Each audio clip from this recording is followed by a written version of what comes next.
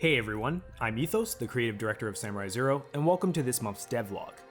This month's devlog is going to be a pretty special one. While we still have tons of work left to do, we wanted to share with you guys an early look at how Samurai Zero's combat is shaping up. Before we go ahead, I kinda wanna lay out some expectations of what you will see. First, as you all know, everything you see is still a work in progress. That means everything from the gameplay systems to the animations are still in a very liquid state as we continue to refine our combat loop. Now, while a lot of developers would choose not to show their games in this current state, we really feel like we're at the point where we can showcase some of our mechanics and share with you guys the game we really are striving towards. Thanks again so much for understanding, and without further ado, welcome to the birth of combat. To tie up some loose ends from last month's devlog, we were successful at fully implementing our networking system. After a lot of hard work and testing, we have successfully gotten all of the game's movement systems replicated in a multiplayer match. That means any type of movement that your opponent does, you are going to see it with fantastic accuracy. On top of that, we did some animation work on Ryder.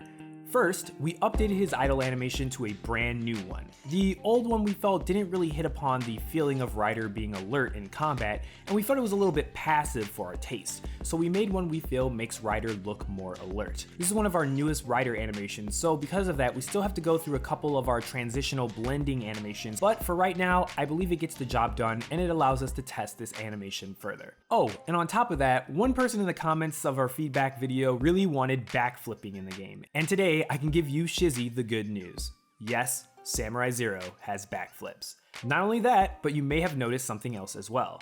We have added cloth simulation now. Yes, sir. Yes, sir. Yes, sir. Yes, sir. Yes, sir.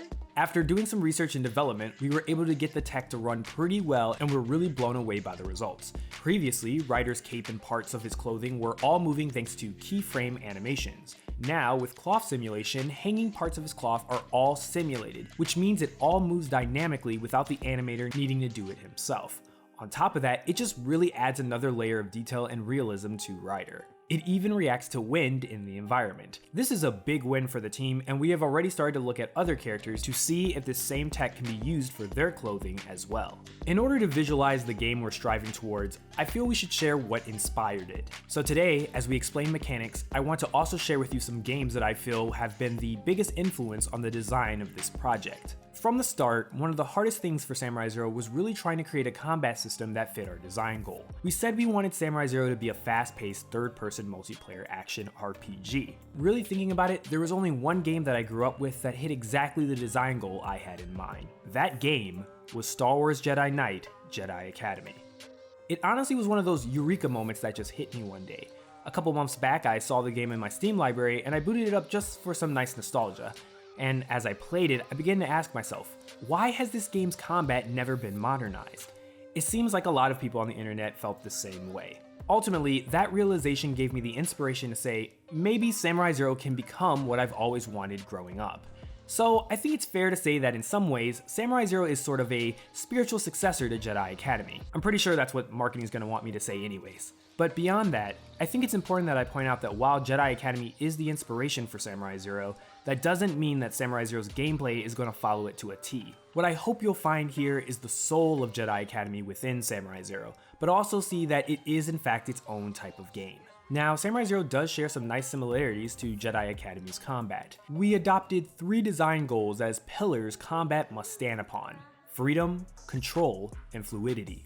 In our minds, the player should feel free to experiment with the player's moveset and abilities and not feel that their combat creativity is restricted. Create tools, not barriers. 2, players should always feel in control of their character. Avoid creating mechanics that remove control from the player and instead expand upon movement. And 3, the player's visuals should be fluid. We want a game that is visually easy to grasp what is happening moment to moment, especially when it comes to animations and performance, always aiming for a smooth 60 FPS minimum. With these pillars in mind, we begin at the base form of combat in Samurai Zero, we call combat arts. Think of combat arts like basic attacks in a game. Taking inspiration from Jedi Academy, we have developed an omnidirectional combat system that uses precise directional swings based off of player input. This is fancy for saying that whatever direction you're moving when you attack, your character will also swing in that direction. Every samurai has directional attack animations for every direction, including light attacks, which are low risk, low reward strikes, to heavy attacks, which are slower but deal way more damage, high risk, high reward.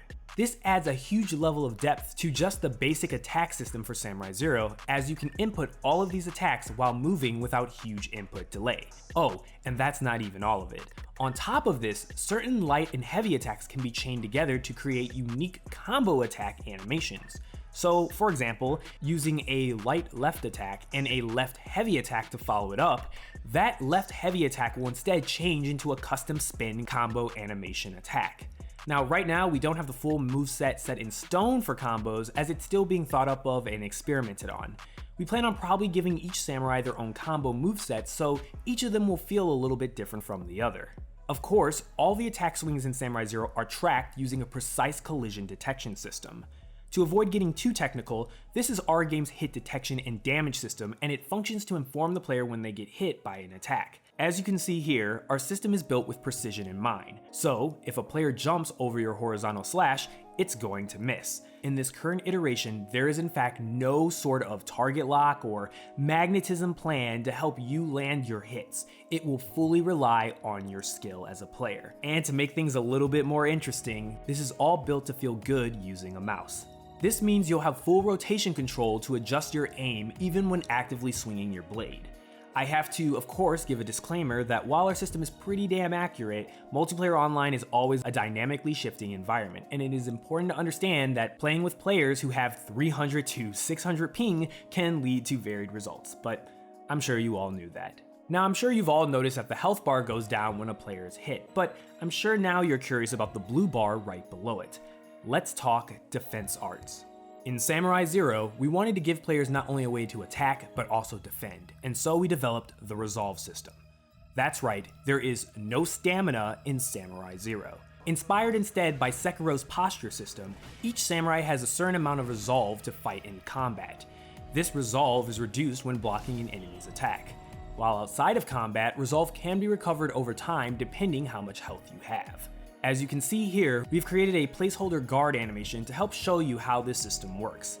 Ensuring that we follow our gameplay pillars, guarding is available at almost any time while in combat, with the exception of when you're in the middle of an attacking animation or doing a evasive action. Regardless if you're on the ground or in midair, you will be able to put up your guard. You may have also noticed that there's a decimal value on the HUD. While this is for testing only, it will help illustrate this mechanic. So the moment you input guard, there's a small window where if anyone attacks you from the front, their attack will be deflected. Otherwise, after this timed window is gone, you will just simply block the attack.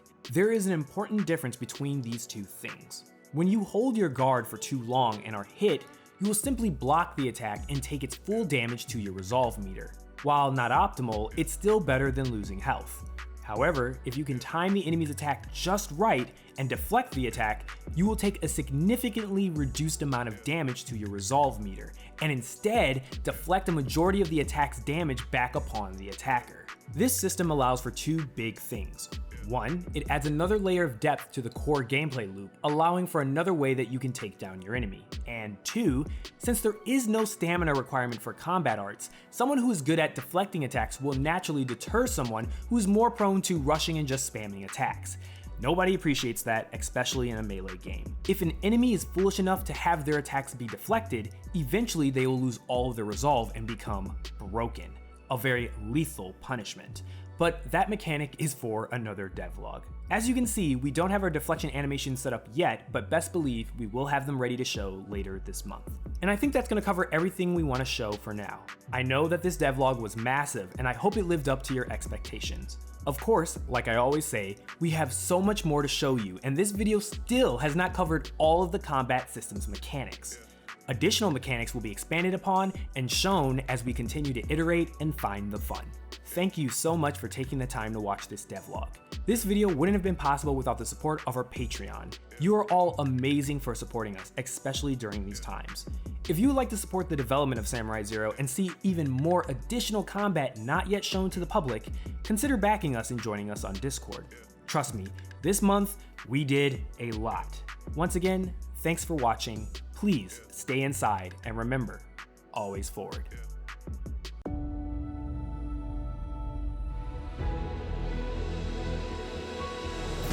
many would this be, Ray? One step forward. 2 steps back.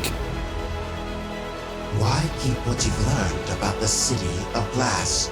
You tell me as soon as I catch up to you.